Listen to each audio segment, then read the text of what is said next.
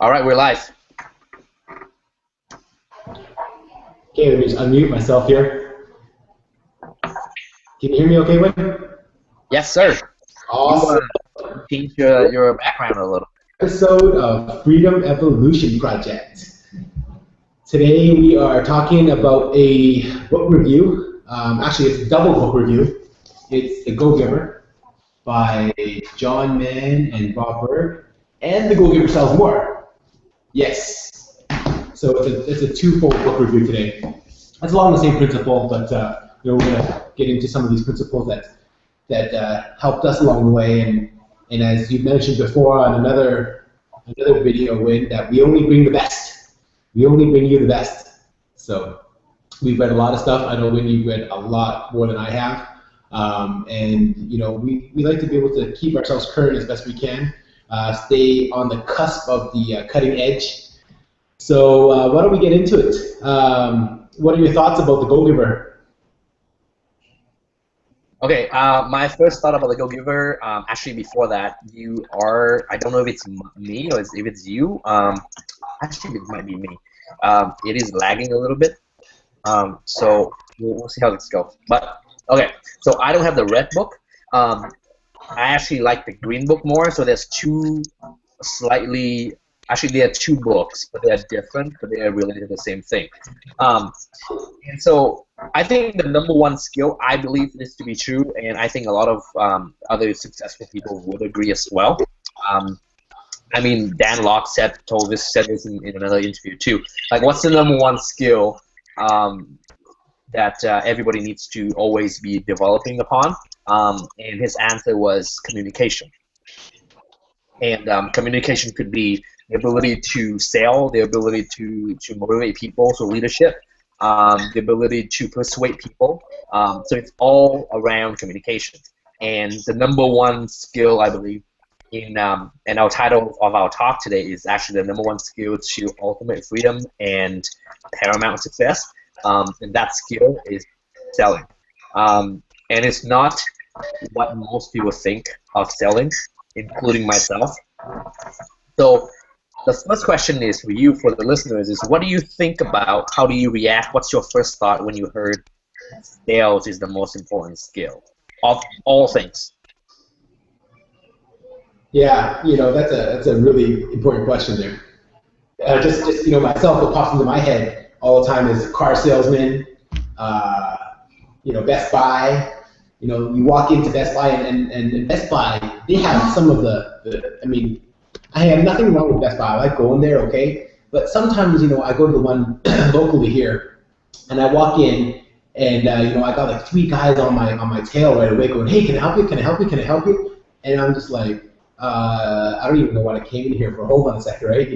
And so I walk in, and next thing you know, I'm in front of like a 50-inch TV. I got a remote in my hand. I got some crazy headphones on. I'm like, whoa, and the dude's like selling me left and right.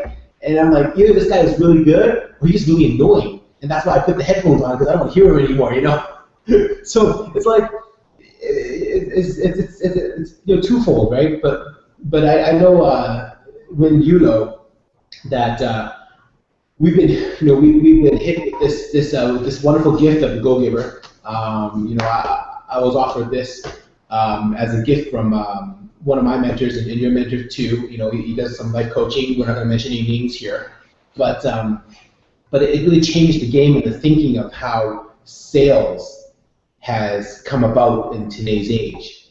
And I think it's important because sales is a part of what we do, but a part of what a lot of people do in their work, whether they're trying to just convince their spouse to go to a movie, or whether they're talking to their parents, and trying to convince them to go out and stuff, or whatever it is, you're selling all day, every day. And the nice perspective that the Go-Giver gives is one that's really genuine, and it gets into kind of the deeper psychology of like you said, influence, of communication, of being able to help versus take, and that's go give instead of go take. So why why don't we get into some of the chapters there? I know there's 5 laws, and it's okay. I think if we go about it right now, we're not going to reveal the entire book here, but the 5 stratospheric laws of value is basically how Bob Burg and John Mann like to describe this. Sorry, the 5 laws of stratospheric success, not of value. The whole book is about value, and it's just one big value-packed book. Actually, one of the things that I think the readers might notice from our selections of books is that you're not going to see these selections on the New York Times bestseller list or on some of these. You're probably not going to see these books displayed at the bookstore, at the storefront. And there's a good reason why these books are what we're talking about and not those books. I believe that whatever the mainstream media or the mainstream sort of what's in front of you usually aren't what's going to take you to success and what's going to give you the most impact in your life. It's those little books, it's those in the back that don't get the attention, that don't get the eyeballs, that's actually going to bring the stratospheric success that you're looking for. So let's go into, actually I have the one favorite chapter, and then maybe you could go into your favorite too, Tyson, and then we'll just basically talk about what that chapter means for us. But I just want to point out one more thing too, is if you don't think you're in sales, then you haven't really gotten around to the idea of what. If you have a job, you're in sales. If you have a kid, you're in sales. If you have an idea, you're in sales. If you work at the front desk and you're a receptionist, you're still in sales. Trying to think of who's not in sales, and I mean I can't come up with one. And it's not what you think selling is, right? So car salesman or Best Buy or God forbid future shop sales. Those aren't sales. Actually, those are sales, but they're not sales in the sense that we're talking about here. So, and let's actually, before we go into the favorite chapter, can we define what sales is? On our turn. Yeah. Well, I like to be able to start right with the introduction. And the book, if you go to the second book, it's Go Giver Sells More. He basically goes like this: the truth about selling. I'm no good at selling. Have you ever heard someone say that, or perhaps said it to yourself? I mean, that happens every single day. We do sales all the time, but there's days when I just get up and I'm like, I'm no good at this, And it's not so much that it's selling, it's being able to communicate across. And we know from studying like guys like Anthony Robbins and Brendan Burchard that a lot of it has to do with state, right? Just being in the right state at the right time, being able to connect with somebody on a certain level. That's all part of selling too. Hey, I'm laughing because you said, like, you're all telling yourself that you're not good at this, and I'm laughing because, man, I know you're good at this. So, yes. So, to give you an example of how I used to approach sales. So, just last year, I remember this moment because that's when I realized, man, this is not what I want to do. So I was sitting on my bed and I was about to make a follow-up call on the phone. And I was, my girlfriend was lying next to me and giving me support and trying to like comfort me, but I was literally shaking and my hands were sweaty, my armpit was sweaty, and the reason was because I was about to make this follow-up call to someone that I've sent like a piece of mail to, and I've never talked to this person before, but I had to make the follow-up calls. It was a follow-up call. It wasn't like a cold call, right? Yeah, and the reason why I was shaking was because deep down inside, I know that I'm coming to this transaction or to this person with something that I want to sell him. So, like, I have a pitch to sell. Yeah. And they'll give her the red book, and then they'll give her a sales more book, completely flip the model on what selling is. If you think selling is about pitching, you're wrong. Actually, I don't want to say that because I'm alienating people now. But if you think it's about pitching, you're pitching a picture, and you're looking at it backwards. So people are going to be like, okay, there's a book, Pitch Anything by Oren Klaff. You say is wrong, and what do we know? I'm not saying it's wrong. I'm saying that's not selling is all about. Yeah. Yeah. No, exactly. Good point. Yeah. And that's the thing, So when it comes what down you to can do is it's you like, have the well, red book. You have the red book, right? So why don't you start with the red book first? Because I feel like that's like the start of it, and then I have the green one, so I'm gonna talk about the green one. okay, all right. So the Red Book is basically based on a character, and it's a fictional character. His name is called Pindar, and it basically goes through. The gentleman is a high level executive. He has to make all sorts of deals, and this time he has to make a deal pretty much to secure his job. And so he meets another gentleman who becomes the mentor, who takes him through a series of steps to teach him how to become successful. And those steps, in the end, he realized isn't what he thought was in the beginning. Just kind of like how we think sales is, kind of like a dirty word. It isn't the way it is for him to be able to achieve success. And so, as he goes through the routes, he meets all sorts of interesting characters along the way, really successful business people who started off really small, and they understood the one thing, which was the law of value. And that's one of the laws, and in fact, it's the first law on the Go Giver laws of stratospheric success. And quickly, the 5 laws are the law of value, law of compensation, the law of influence, the law of authenticity, and the law of receptivity. I'm not going to go too in depth because we don't want to go, give away the book here. But those 5 laws, value, compensation, influence, authenticity, and receptivity, are just a core foundation in terms of how to have influence, how to receive more in your life, how to be authentic so that people understand you and feel understood. And right back down to coming full circle, it comes right back down to adding value again. So, the red book here is the first book that I suggest you read before going to the green book, simply because it gives you a nice background of the storyline and kind of the principles involved.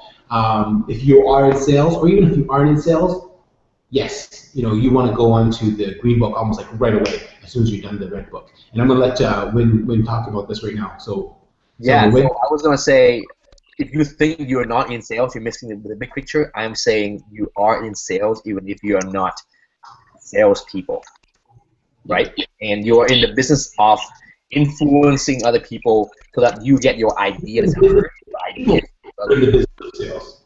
Um, I mean, like, so our sales mentor, James, he does sales, like he has his kids and he sells with his kids all the time. His kids have to sell him all the time, and it's like, well, I want to have this backpack, so now sell me the reason why you need this backpack. So that's an example of sales as well. That's not just like, hey, you got to pick up the phone and call people from the yellow pages and try to sell your widget. So the key thing for me and the really life-changing idea from this book is that selling is not about selling, but selling is about creating value. And selling is not about, I have this product and who can I push this product to, and then who will actually take it. Yeah. Yeah, exactly. Well, why don't we go into the green book, because we're kind of getting into the selling point right now.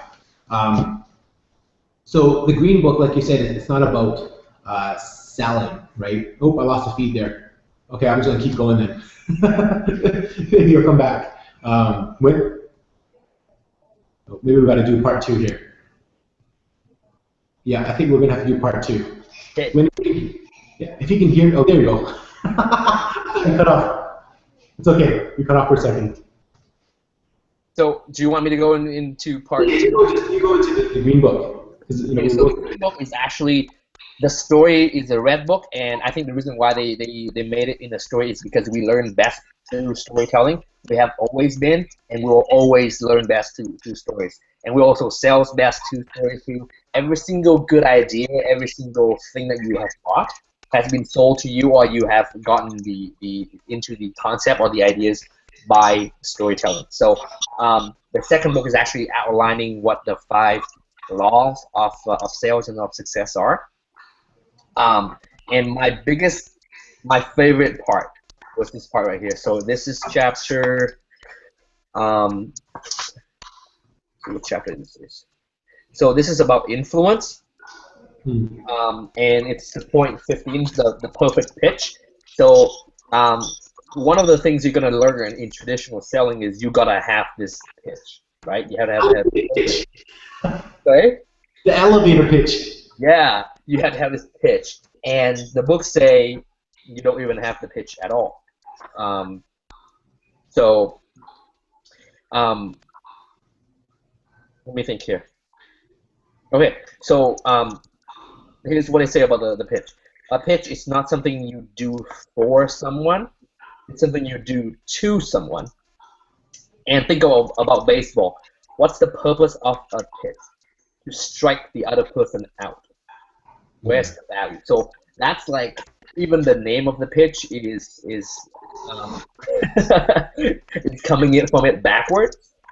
And they saying that you don't even mention the pitch at all. Forget about the pitch. You come in and you approach everything in your life, or you approach every person you meet in your life, including the Mr. Prospects, with providing value, which is how do you create value and how do you figure out what this person wants and how do you help them get what he wants or she wants.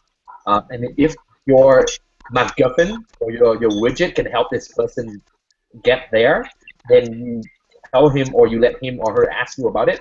Or if you don't think, or if this actually your widget doesn't help him or her get to where you want to go, then you don't tell him about the pitch. You don't tell him about what you do.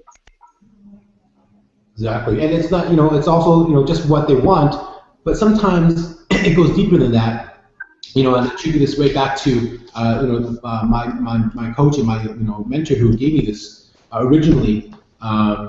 Sometimes it's not just so much what they want, but what they need, and there's a kind of a fine difference there because, we can all want certain things, but sometimes we just need to be told what we need, and that's really important too because, for us to get to the next step, we can't always see that. But if somebody else knows what the next step is, and it isn't pretty, it's still up to them to be able to go, hey, you know what, and lead us there to that next step. So part of value is helping somebody get what they want, but also helping them get what they need as well, whether it's pretty or not. But it's up to us to be able to do that as value providers. Yeah, and actually, I think that's actually ties into the process of how you actually get there too. So traditional sales is more like, okay, so I'm gonna knock on 100 doors, or I'm gonna talk to 100 people, and then maybe 5 will want to buy right away. And this flips it backward with, well, to actually know what somebody needs, you have to really understand what they really, really want. So people, think that they want A, but really what they want is what A will give them, which is B, the feelings or the results. And you cannot understand what they really want or what they really need, which is B, until you understand what it is that they really want. Yeah. And that's like flipping the funnel around or flipping the entire process around.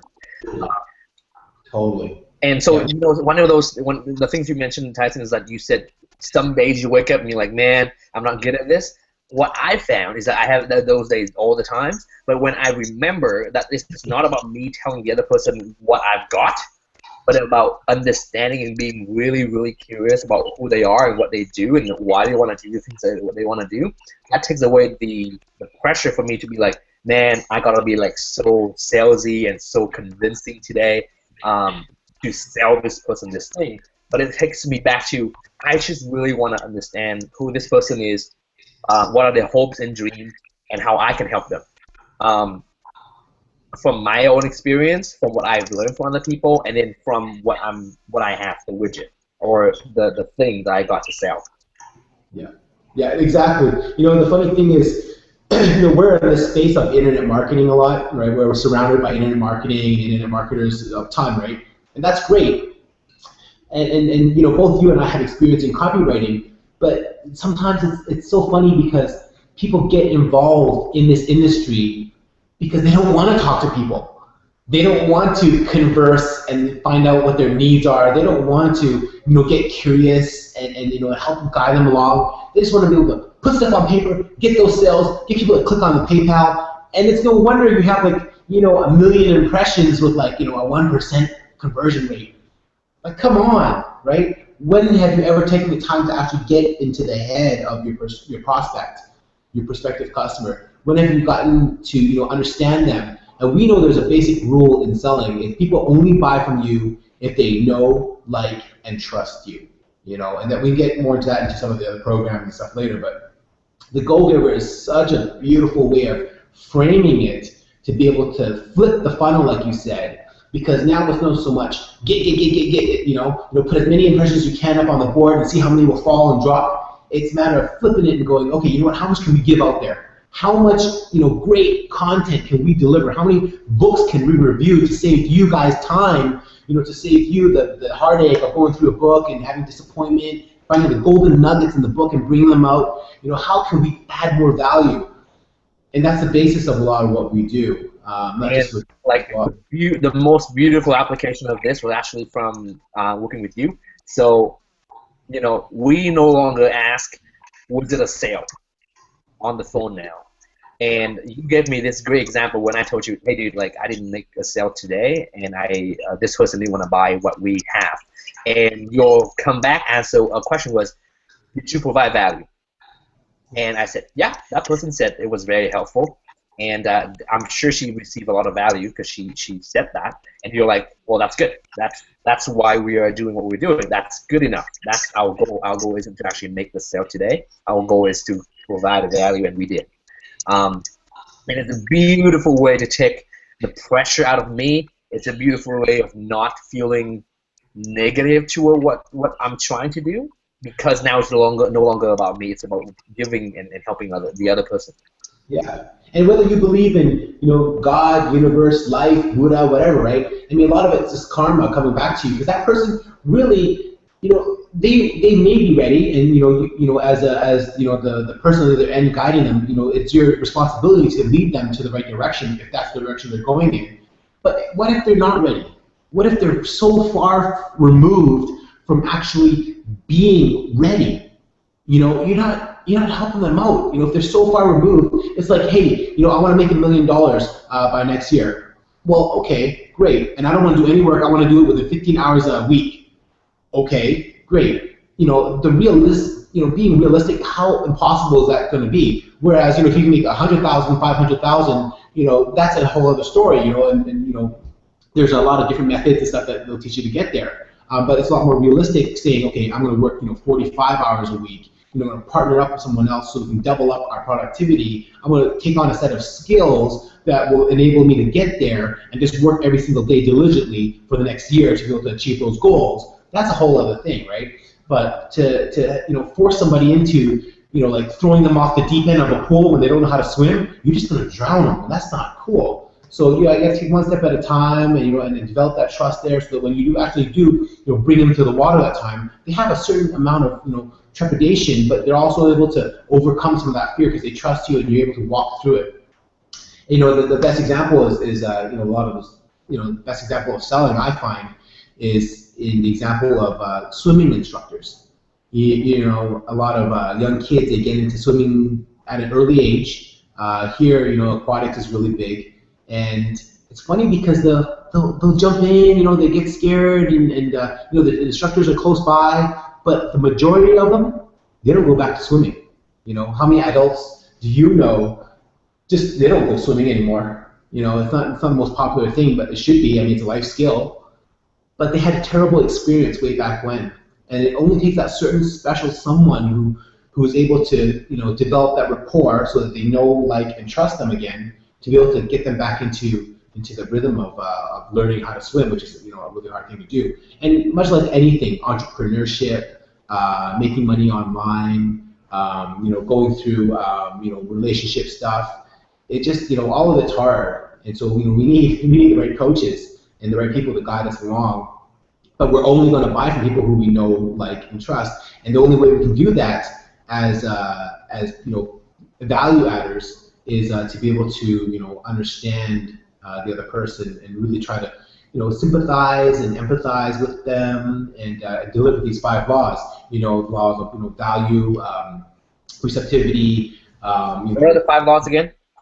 The 5 laws here. I actually know this is like the back of my hand right now, but it's a value of the law of value, law of compensation, influence, authenticity, and receptivity. Okay, so let's actually do this one crazy idea. So I don't know if it's going to work, but let's take someone from the audience or pretend that this is the common problem or common issue that someone who's watching it might have. So I would, let's say this person is in a job right now, and he or she wants to have more freedom in her life, either negotiating a work from home contract, convincing their boss to let them maybe take a day off a week to work from home, or really starting something on the side, so like finding someone to work with on a new business idea. So the two possible, way that someone might have more freedom in life right now is, one, if they're in a job, maybe negotiating and convincing their boss to have like a 1 day from home gig, or finding a suitable partner to start on a new business like Win and Tyson here. How would they apply the 5 laws into, let's say he or she want to have a part-time, like a once a week work from home contract with their boss? How would someone apply that, something like that? That's a great question. So let's say somebody wants to work once a day from home, and their job is, it's capable of that, right? Because some jobs aren't capable of handling, work from home experience. But let's say your job is. The first thing I would do is I would get into the book and I would go to the first law, the law of value. So, instead of going up and pitching your boss and going, hey, I'd like to be able to do this for my benefit, how can you come at it from the end of their benefit? And you go to your boss and say, hey, I have a great idea that can help the bottom line. We can save on costs and save the company money and time, and I can also become more productive, because obviously as an employee, you want, as the boss, someone to become more productive. So you go up to them and go, you know what? If I worked at home, and I can tell you when I work at home, I'm more productive because I have less distractions than I have here at work. I have my certain space set up. I have, my hours, everything's, all the tools are ready, and my commute is like maybe, let's say, an hour, because that's what the average of people are traveling now to go to work. So an hour to go to work, hour to come back. My mind isn't in the right headspace when they get to work, because that hour of traffic is saved, rush hour all the time. You go to your boss and you say, hey, all these things will develop me to be more productive in these days, and I have better peace of mind because I have everything else that I can take care of with my home stuff before I come to work the next day. How about we propose trying this out, and you can start with 1 day a week, or you can start with half day a week, so that maybe you don't rush into traffic or something. And now you're talking from the value point of the other person, which is your boss. So your boss is thinking, well, okay, you know what, this person will be more productive, they won't be as stressed when they come in, they'll handle their home life really well, and they'll be able to come in with a different attitude now, instead of going, shoot, why do these employees always want everything from me? They take, they never give back, they'll appreciate how, it is to be the manager of a business. And then I would take into consideration the second law, and I'm going right through the book here, the law of compensation. How does this build up the compensation with your boss? Well, you know what? When you're saving on your bottom line, you're saving the company money, right? And what boss doesn't want to do that? Because that's what a lot of businesses are about right now. We talk to a lot of business owners who are just like, cutting the bottom line, saving a lot of money, And then the third law, the law of influence. When you have the balls to be able to approach your boss and no one else does, what kind of influence does that have on somebody, right? Like, this guy has the nerve to ask me for something that's outside of the norm, but at the same time it adds value. That sets you apart and that makes you memorable. And that really leads us to the fourth law here, the fifth law. I'm going to jump a little bit. It leads us right to the fifth law, the law of receptivity. Because when someone's aware of that attention, and you have them at attention now because you've done something different, for them to feel good and give back because they're going to reward you for that courage is like no other. We work with tons of people who are like noticing what we do, and for them to give back, people who are like way above us, who are like, yeah, I want to give back to these young guys. I want to give back to these guys who are, trying hard and hustling every day, trying to make it work. I want to help them out as much as possible. It's that law of receptivity, because that's what we do. We feel good when we give value, and which leads us to the last one, the law of authenticity, which is actually law number 4, because I skipped around a bit. And that, is what we're doing here, right? We're just being as real as we can. We don't have no fancy cameras or anything. I'm doing this through my phone right now, and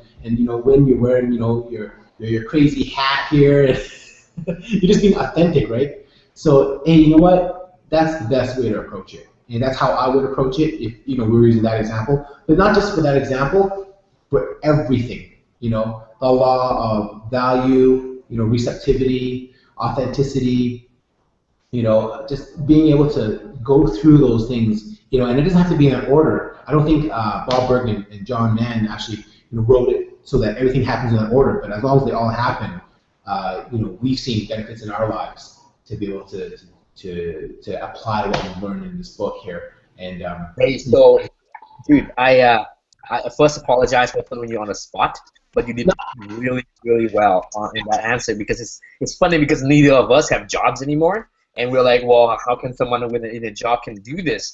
And so I don't think I have a lot more to add to what you've given, but maybe I'm just gonna reiterate what you said in my terms. So like the first law of value is, when you want to take a day to work from home, you don't think, oh, how can I convince my boss to let me do this thing as a favor to me?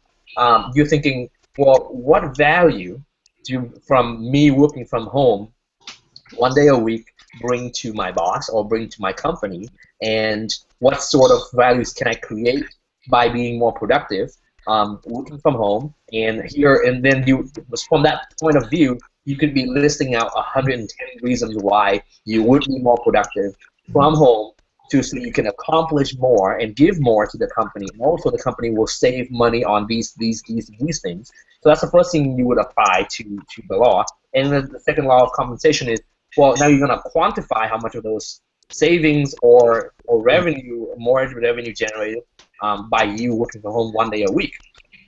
And there is there's only two things in the business that you can help a company. Either you cut costs or you increase revenue. And if you think about it, you working from home is actually cutting costs for the company as well, also creating more value by you being more productive. So that's how you would frame and how you would approach the issue of, or the project of, how do I convince my boss to let me work from home.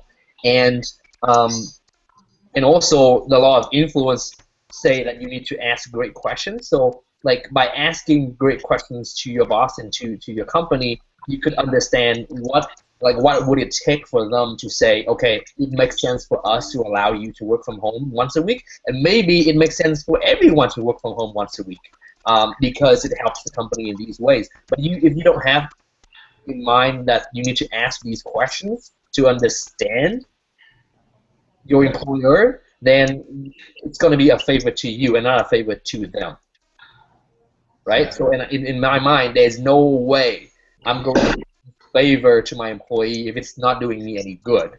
And if he or she just want to work from home because they don't want to come to work, then obviously I don't want to give that away. But if you could articulate clearly why that makes sense for me as an employer, then it's a no-brainer for me. And I know people who have done this before. Yeah, exactly.